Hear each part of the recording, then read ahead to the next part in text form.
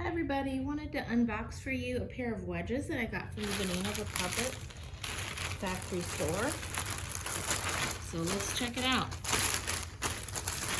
All right, so these are Banana Republic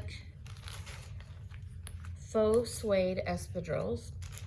I will say I was a little disappointed that they didn't come in a box. They did just come straight out of a bag. And I think these must run a little big. The first pair I ordered were 7.5, so I did return those and get these instead. So these are a 7, and you can get a side view here.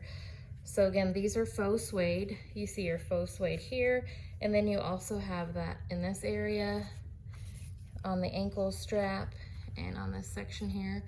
You've got a nice little gold buckle.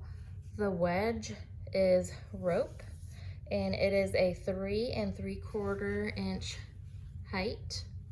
The color is really pretty. This color is cognac.